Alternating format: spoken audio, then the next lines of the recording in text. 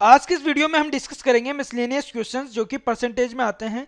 देखिए friends, percentage जो topic है काफ़ी इंपॉर्टेंट है। इससे जुड़ी हुई कैलकुलेशन जो है वो अदर टॉपिक्स में भी आपकी काम आती है, जैसे डाटा इंटरप्रिटेशन में, सिंपल इंटरेस्ट में, कंपाउंड इंटरेस्ट में, सिंप्लीफिकेशन में, और भी कई टॉपिक्स हैं जिनमें परसेंटेज से जुड़ी हुई कैलकुलेशन आती है। तो ये जो टॉपिक है काफ़ी इंपॉर्टेंट बन जाता है। इससे जुड़े हुए 8 पार्ट हम कंप्लीट कर चुके हैं। हर एक पार्ट में परसेंटेज की डिफरेंट जो कैलकुलेशन होती है वो हमने देखी है। अगर आपने कोई मिस कर दिया है तो यहाँ पर वो वीडियो आप क्लिक करके देख सकते हैं। और जो व्यूवर्स फर्स्ट टाइम हमारे इस चैनल पर हैं उनको मैं बताना चाहूँगा कि आप यहाँ पर क्लिक करके इस चैनल को सब्सक्राइब कर लें, ताकि कोई भी नोटिफिकेशन, कोई भी अपडेट नए वीडियो से जुड़ा हुआ आप मिस ना करें। फ्रेंड्स, आपको मेरा ये वीडियो पसंद आए तो लाइक कीजिएगा, अपने दोस्तों के साथ में इस वीडियो को शेयर कीजिएगा और कमेंट कीजिएगा, ताकि मुझे पता चल सके आपको ये वीडियो कितना पसंद आ रहा है। तो स्टार्ट करते हैं आज की क्लास। हेलो फ्रेंड्स, मेरा नाम है समीर गहलोत। यूट्यूब गुरु में आप सभी का स्वागत है। Part 9 miscellaneous. तो फर्स्ट क्वेश्चन इस पार्ट से लेते हैं। देखिए क्या दिया हुआ है। In a class of 35 students and 6 teachers, each student got sweets that are 20% of the total number of students, and each teacher got sweets that are 40% of the total number of students. How many sweets were there? तो देखिए question में क्या कहा गया है। एक class है जिसमें 35 स्टूडेंट्स हैं, 6 टीचर्स हैं और उनके पास में कुछ स्वीट्स हैं, कुछ मिठाइयाँ हैं। तो वो एक हिसाब में है, वो हमको बताया गया है। स्टूडेंट के लिए क्या बोला गया है, student got sweets that are 20% of the total number of students. तो टोटल स्टूडेंट हैं उनका 20% जितना भी बनता है उतनी स्वीट्स एक स्टूडेंट के पास में है। टीचर के लिए क्या बोला गया है, teacher got sweets that are 40% of the total number of students. तो टोटल स्टूडेंट का 40% जितना भी बनता है उतनी स्वीट्स एक टीचर के पास में है। तो हमसे ये पूछा गया है कि वहाँ पर टोटल स्वीट्स जो थी वो कितनी थी, और इसके लिए ऑप्शंस हमें दिए गए हैं। फर्स्ट 245, सेकंड 161, थर्ड 406, फोर्थ है 84 और फिफ्थ है नन ऑफ दीज। तो फ्रेंड्स, काफ़ी इंपॉर्टेंट क्वेश्चन है। इस तरह के जो क्वेश्चंस है आपके एग्जाम में आपको देखने को मिलेंगे। ये क्वेश्चन भी 2 अलग अलग एग्जाम में आ चुका है। देखते हैं इसको किस तरह से सोल्व करना है। देखिए, जो नंबर ऑफ स्वीट्स हैं स्टूडेंट के पास में वो टोटल स्टूडेंट का कुछ परसेंट है। टीचर्स के पास में जो सीट्स हैं वो भी टोटल नंबर ऑफ स्टूडेंट्स हैं उनका कुछ परसेंट है। तो पहले जो टोटल नंबर ऑफ स्टूडेंट्स हैं उनका 20% हम फाइंड आउट कर लेते हैं। 20% ऑफ 35 कितना हो जाएगा भाई, आप इसको माइंड में कैलकुलेट कर सकते हैं, पूरा पेपर वर्क ना करें, इजीली इसको कैलकुलेट कर सकते हैं। भाई 1% क्या हो जाएगा, 1% होगा 35 डिवाइडेड बाई 100। ठीक है, 1% क्या होगा, 35 डिवाइडेड बाई 100, तो 0.35 आएगा। 10% कितना हो जाएगा, 3.5 आ जाएगा। 20% निकालना है तो 3.5 का डबल हो जाएगा, कितना आ जाएगा, 7 आ जाएगा। कितना आ जाएगा, 7 आ जाएगा। और ये जो वैल्यू है, ये वैल्यू क्या है, स्टूडेंट के पास में, पर स्टूडेंट के पास में जितनी स्वीट्स है। ठीक है, 7 स्वीट्स है, मतलब अब 40% टोटल नंबर ऑफ स्टूडेंट की जितनी स्वीट्स हैं वो टीचर्स के पास हैं। ठीक है, टोटल नंबर ऑफ स्टूडेंट जितने हैं उसका 40% जो है उतनी स्वीट्स टीचर के पास में है। तो अब देखिए, आपको 40% 35 का निकालना है, तो डायरेक्ट आप यहाँ पर बिना कोई कैलकुलेशन किए डायरेक्ट लिख सकते हैं भाई 14, क्योंकि 20% कितना है, 35 का 7 है, तो 40% कितना हो जाएगा, 14 हो जाएगा। और ये कौन सी वैल्यू है, टीचर के पास में जो स्वीट्स हैं उसकी वैल्यू है। तो पर टीचर के पास में 14 स्वीट्स है। अब हमें फाइंड आउट क्या करना है भाई, टोटल स्वीट्स जो वहाँ क्लास में थी वो कितनी थी ये हमको बताना है। तो टोटल नंबर ऑफ स्टूडेंट्स जितने हैं उसको अगर 7 से इंटू कर दिया जाए तो टोटल स्टूडेंट्स के पास में जितनी स्वीट्स होंगी वो हमें मिल जाएगा। और टोटल टीचर्स जो हैं उनको 14 से इंटू कर दिया जाए तो टोटल टीचर्स के पास में जितनी स्वीट्स होंगी वो हमें मिल जाएगा। दोनों को ऐड करने पर टोटल स्वीट्स जो क्लास में होंगी वो हमें मिल जाएगा। ठीक है, तो टोटल स्वीट्स कितनी हो जाएंगी, 35 इंटू 7। टोटल स्टूडेंट्स कितने हैं, 35, पर स्टूडेंट के पास में कितनी स्वीट्स हैं, 7। टीचर्स कितने हैं, टोटल 6, और पर टीचर के पास में कितनी स्वीट्स हैं, 14। तो 6 इंटू 14। अब इसको सोल्व कर लेते हैं। देखिए 35 को इंटू करना है 7 से, कितना हो जाएगा भाई, 30 + 5 आप कर लें तो 30 इंटू 7 210, 5 इंटू 7 35, तो 210 प्लस 35 कितना हो जाएगा, 245। 6 इंटू 14 कितना हो जाता है, 84। तो 245 प्लस 84 कितना हो जाएगा 329। भाई 240 प्लस 80 कितना हो गया 320 और 5 प्लस 4 कितना हो गया 9 हो गया। तो 329 यहाँ पर टोटल स्वीट्स होंगी। तो 329 जो वैल्यू है किसी ऑप्शन में आपको दिखाई दे रही है, नहीं दिखाई दे रही, डेट मीन्स जो हमारा आंसर होगा वो ऑप्शन फिफ्थ होगा, नन ऑफ दिस, इनमें से कोई सा भी जो ऑप्शन है हमारा वो राइट नहीं है, चारों ही ऑप्शन रॉन्ग है, इस वजह से जो राइट आंसर होगा ऑप्शन फिफ्थ होगा। अब नेक्स्ट क्वेश्चन डिस्कस करते हैं, question number 2। A salesman offers a commission of X% on the first sale of worth rupees 3000 and Y% on the part of sale exceeding it.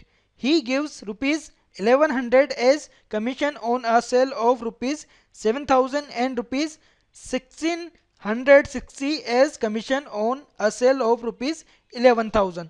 Find the value of x and y respectively. तो friends देखिए question में क्या कहा जा रहा है, एक salesman है जो ऑफर करता है कमीशन कितना X% जो फर्स्ट सेल होती है 3000 की, और Y% कमीशन ऑफर करता है जब 3000 से ज़्यादा कुछ सेल होती है उस पार्ट पर। ठीक है, 3000 से ज़्यादा कुछ सेल होती है तो उस पार्ट पर Y% कमीशन वो ऑफर करता है। इसका मतलब क्या हुआ, मान लीजिए 12,000 की सेल हुई, ठीक है 12,000 की सेल हुई तो 3,000 पर तो X% से कमीशन हो जाएगा, बचा हुआ पार्ट कितना हो गया 12,000 में से 3,000 आप माइनस करें 9,000 बच जाता है, तो 9,000 पर Y% से कमीशन आपको दिया जाएगा उस सेल्समैन के द्वारा। ठीक है, इतना सेल्स होने पर।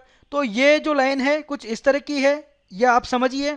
उसके आगे क्या कहा जा रहा है, वो कितना कमीशन देता है 1100 कमीशन देता है जब सेल होती है 7,000 की, और 1660 कमीशन देता है जब सेल होती है 11,000 की। तो हमें वैल्यू फाइंड आउट करनी है x और y की, और इसके लिए ऑप्शंस हमें दिए गए हैं। फर्स्ट भाई x 18% होगा और y 14% होगा, सेकंड x 18% होगा y 12% होगा, थर्ड x 14% होगा y 16% होगा, या फिर फोर्थ है 16% x होगा या फिर 14% y होगा, और लास्ट है नन ऑफ दिस, इनमें से कोई भी राइट नहीं हुआ तो फिफ्थ ऑप्शन राइट होगा। तो यहाँ पर बोला गया है 7,000 पर 1100 कमीशन मिलता है।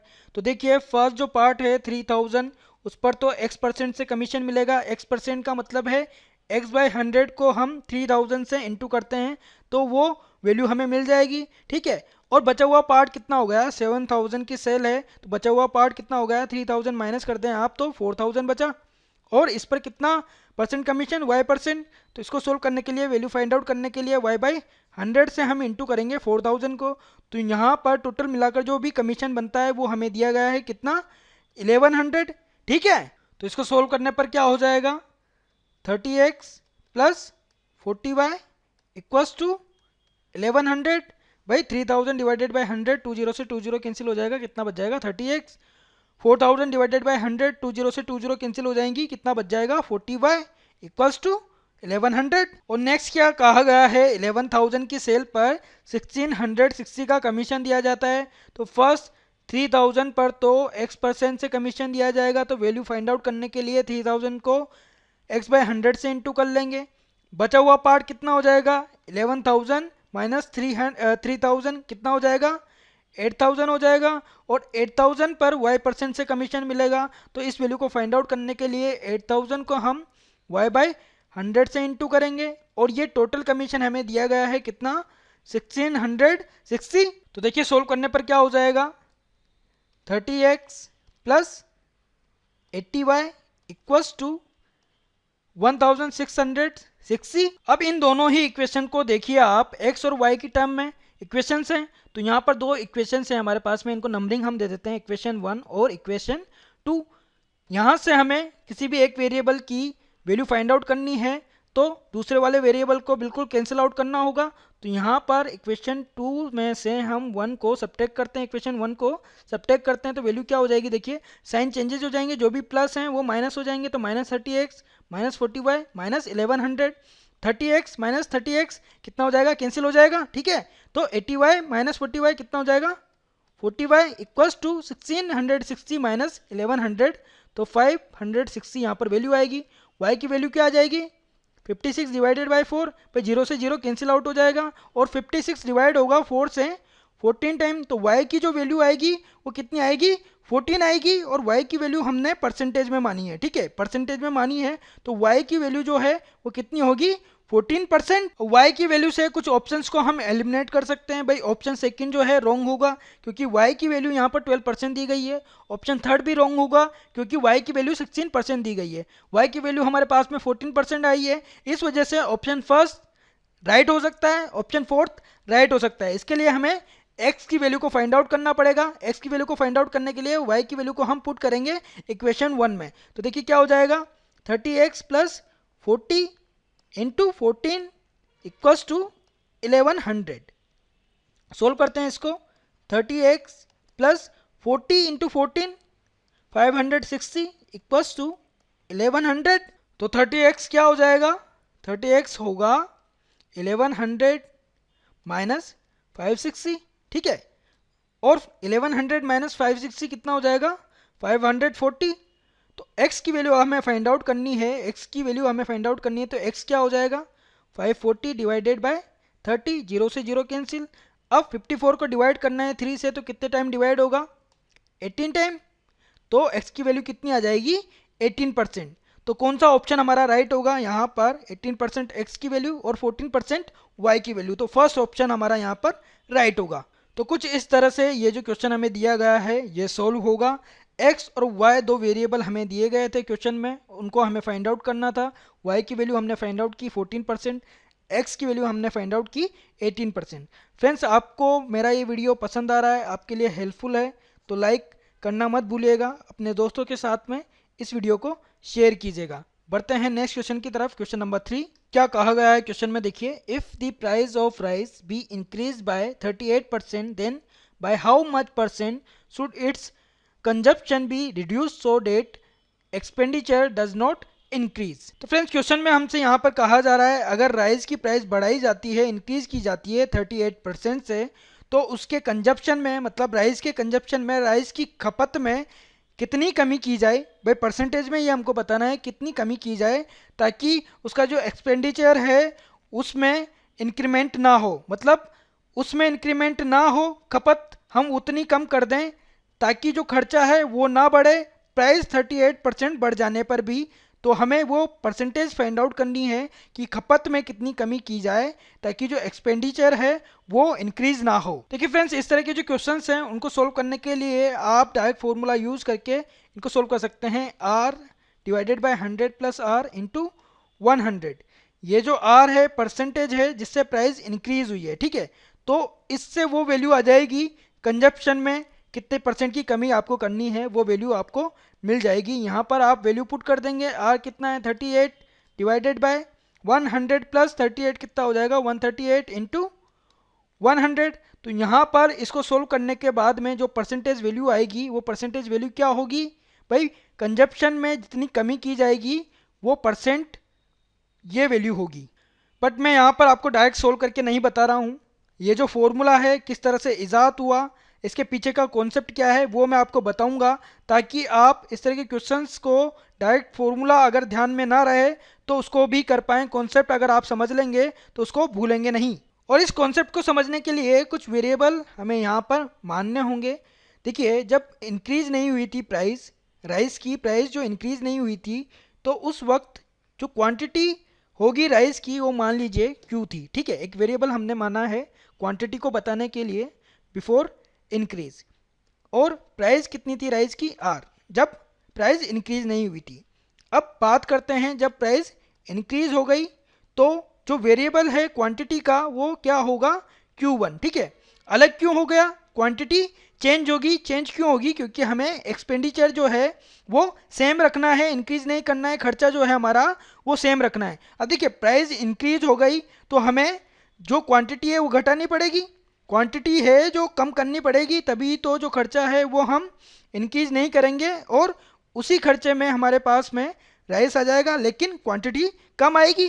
तो क्वांटिटी कम आएगी डेट मीन्स चेंज होगा क्वांटिटी में, तो यहाँ पर वेरिएबल हमने Q1 लिया है। प्राइस क्या हो जाएगी इंक्रीज होने के बाद में, देखिए 38% से इंक्रीज हुई है प्राइस, तो R का 138%, तो 138 डिवाइडेड बाय 100 वैल्यू क्या हो जाएगी 1.38 आर, तो नई प्राइस क्या हो जाएगी 1.38 आर। अब देखिए एक्सपेंडिचर क्या होगा जब इंक्रीज नहीं हुई थी वैल्यू, तब एक्सपेंडिचर क्या होगा भाई, क्वांटिटी जितनी थी और प्राइस उसकी पर केजी के हिसाब से जो भी प्राइस रही होगी, ठीक है।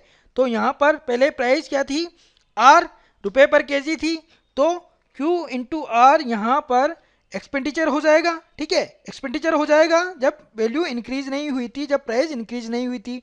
इंक्रीज होने के बाद में एक्सपेंडिचर कितना होगा, इंक्रीज होने के बाद में एक्सपेंडिचर कितना होगा भाई, क्वांटिटी रिड्यूस हो गई, कितनी हो गई Q1 हो गई, और प्राइस कितनी हो गई 1.38 आर, ठीक है।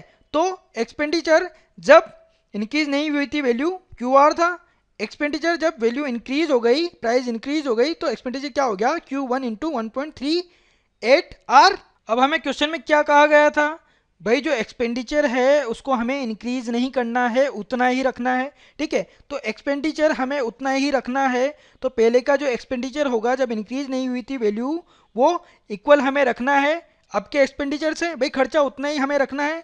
तो क्यू आर इक्वल होगा Q1 इंटू 1.38 आर के। और फ्रेंड्स एक्चुअल में हमें फाइंड आउट क्या करना है, कंजप्शन को हमें परसेंटेज में फाइंड आउट करना है, भाई कितनी कमी की जाए, क्वांटिटी में कितनी कमी की जाए कि जो एक्सपेंडिचर है वो हमारा उतना ही रहे, बढ़े नहीं। तो राइस की प्राइस में 38% से इंक्रीज हो जाने पर क्वांटिटी में कमी करनी पड़ेगी, और क्वांटिटी में कमी को परसेंटेज में बताना है तो उसको किस तरह से फाइंड आउट किया जा सकता है भाई, डिफरेंस। तो Q माइनस Q1 और इनिशियल वैल्यू क्या है Q, उसको इंटू करना है 100 से, क्योंकि हमें एक परसेंटेज वैल्यू यहाँ पर फाइंड आउट करनी है। तो यहाँ पर Q1 की वैल्यू हम फाइंड आउट करते हैं पहले, तब जाके इसमें वैल्यू हम रख पाएंगे, ठीक है। तो इस इक्वेशन से Q1 की वैल्यू हमें मिल जाएगी। देखिए यहाँ पर R से R कैंसिल आउट हो जाएगा, ठीक है, R से R कैंसिल आउट हो जाएगा। Q1 की वैल्यू क्या हो जाएगी भाई, Q divided by 1.38, Q divided by 1.38। अब Q1 की वैल्यू तो मिल चुकी, तो यहाँ पर न्यूमरेटर में जो डिफरेंस है वो फाइंड आउट कर लेते हैं। Q माइनस Q1 क्या हो जाएगा, Q माइनस Q1 की वैल्यू क्या है Q बाय 1.38, तो एलसीएम क्या आएगा यहाँ पर 1.38, तो ये जो वैल्यू है 1.38 Q हो जाएगी, और यहाँ पर वैल्यू क्या आ जाएगी Q। तो टोटल इसको सोल्व करने पर वैल्यू आएगी हमारे पास में 0.38 Q डिवाइडेड बाय 1.38। अब ये जो वैल्यू है Q माइनस Q1 की, इसको इस फॉर्मूले में हम रख देते हैं। देखिए क्या हो जाएगा 0.38 Q डिवाइडेड बाय 1.38, अब ये डिवाइड में Q है तो ये भी यहीं पर आएगा, ठीक है, इंटू 100। Q से Q कैंसिल आउट हो जाएगा, डेसिमल से डेसिमल हट जाएगा, भाई दोनों ही डिजिट्स जो हैं, दोनों ही वैल्यूज जो हैं उनमें डेसिमल 2 डिजिट्स के आगे लगा हुआ है, ठीक है, तो कैंसिल आउट हो जाएगा डेसिमल। तो वैल्यू जो है वो एक्चुअली में होगी क्या 38 डिवाइडेड बाय 138 इंटू 100, ठीक है। तो ये जो वैल्यू है ये सेम है, तो R divided by 100 plus R into 100, ये जो फॉर्मूला था डायरेक्ट यूज आप कर सकते थे इस क्वेश्चन को सोल्व करने के लिए, और इसके पीछे का जो कॉन्सेप्ट है वो ये है, तब जाके ये जो वैल्यू है ये आती है। तो सोल्व कर लेते हैं इसे। देखिए क्या हो जाएगा 38 इंटू 100, 3800 डिवाइडेड बाय 138, 3800 डिवाइड होगा 138 से, स्टार्टिंग में 2 टाइम 7 टाइम डेसिमल 5 टाइम, तो यहाँ पर वैल्यू आ जाएगी 27.5। आगे भी कुछ वैल्यूज आएंगी, पर यहाँ पर हमारा जो आंसर है इतना काफ़ी है, इतना सोल्व करना काफ़ी है 27.5, और ये एक परसेंटेज वैल्यू होगी, ठीक है। तो 27.5% कमी करनी पड़ेगी हमें क्वांटिटी में, तब जाके हमारा जो एक्सपेंडिचर होगा वो सेम रहेगा, इंक्रीज नहीं होगा। तो ऑप्शन हमारा कौन सा राइट है, फर्स्ट 27.5। आई होप आपको ये पूरा कॉन्सेप्ट समझ में आया होगा, और ये जो फॉर्मूला है R divided by 100 plus R into 100, इसको हम डायरेक्ट यूज क्यों करते हैं ये भी आपको समझ में आ गया होगा। बढ़ते हैं नेक्स्ट क्वेश्चन की तरफ। Question number 4, in an examination 30% of total students failed in Hindi, 45% failed in English and 20% failed in both subjects.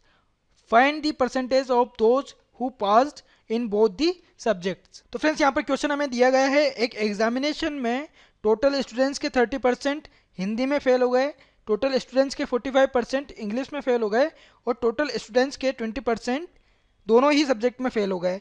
और हमसे ये पूछा जा रहा है कि जो पास हुए हैं दोनों ही सब्जेक्ट में वो स्टूडेंट्स कितने हैं, उनका परसेंटेज क्या है। और यहाँ पर ऑप्शंस हमें दिए गए हैं, first 35.7%, second 35%, third 40%, fourth 45%, fifth 44%। तो देखते हैं इनमें से कौन सा ऑप्शन राइट निकलता है।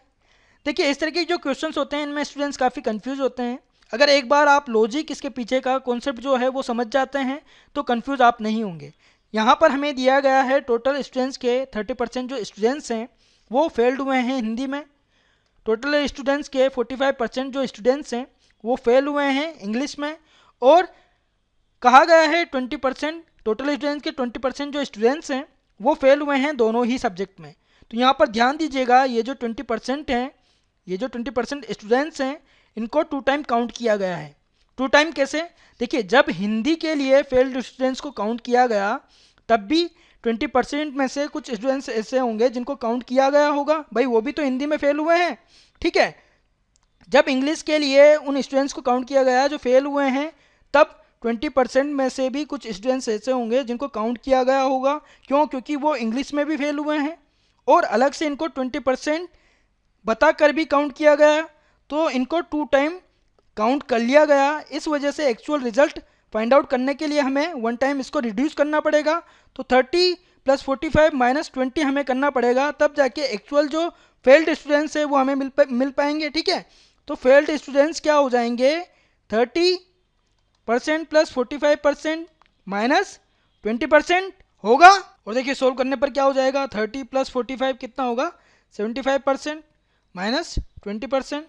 तो यहाँ पर जो फेल्ड स्टूडेंट्स है वो कितने आ जाएंगे, 55%। तो टोटल एग्जामिनेशन में फेल्ड जो स्टूडेंट्स हैं हिंदी और इंग्लिश दोनों को ही मिलाकर वो हैं 55%। और जो पास स्टूडेंट्स हैं, भाई पास स्टूडेंट्स के लिए हमसे पूछा गया है तो 100% टोटल स्टूडेंट्स हैं उसमें से 55% फेल हो गए, ठीक है। 100% में से 55% फेल हो गए, तो कितने स्टूडेंट्स पास हो गए, 45%। तो ऑप्शन कौन सा हमारा राइट है, फोर्थ ऑप्शन हमारा यहाँ पर राइट होगा। तो क्वेश्चन के पीछे का लॉजिक आप समझिए, एक बार आप लॉजिक समझ जाएंगे तो क्वेश्चन को बहुत इजीली आप सोल्व कर लेंगे। बढ़ते हैं नेक्स्ट क्वेश्चन की तरफ। Question number 5, an HR company employs 4800 people, out of which 45% are males and 60% of the males are either 25 years or older.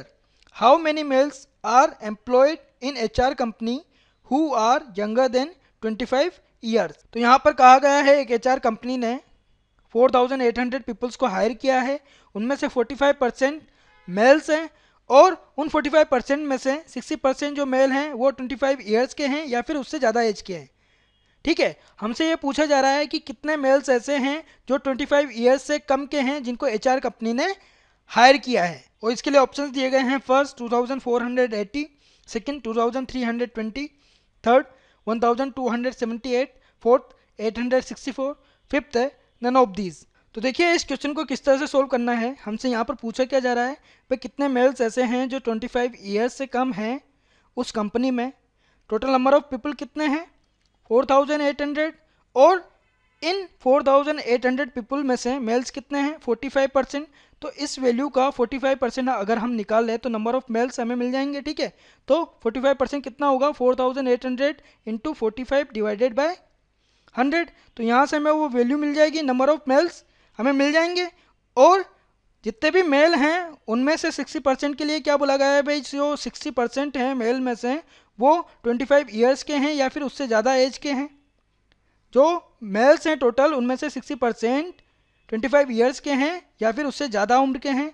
अगर हमसे इनकी संख्या पूछी जाती तो हम यहाँ पर इस वैल्यू का 60% निकाल लेते, बट हमसे ये नहीं पूछा गया। हमसे पूछा गया है वो मेल्स कितने हैं जिनकी जो एज है 25 ईयर्स से कम है, ठीक है। 25 ईयर्स से कम है तो उस वैल्यू को हमें निकालना है। तो 60% ना निकाल कर हमें 40% निकालेंगे। भाई टोटल नंबर ऑफ मेल्स हैं उनमें से 60% 25 ईयर्स के हैं या फिर उससे ज़्यादा उम्र के हैं, तो बचे हुए क्या होंगे, 25 से कम क्या होंगे, 25 ईयर्स से कम क्या होंगे, तो 40% इसका हम फाइंड आउट करेंगे। तो इसका 40% कितना हो जाएगा भाई, ये जो वैल्यू है इसको इंटू करना पड़ेगा 40/100 से। तो इसको सोल्व कर लेते हैं। देखिए 20 से 20 कैंसिल आउट हो जाएगी, 10 से 10, और अब हमें यहाँ पर 48 को 45 से इंटू करना है और जो भी वैल्यू आएगी उसे 4 से इंटू करना है।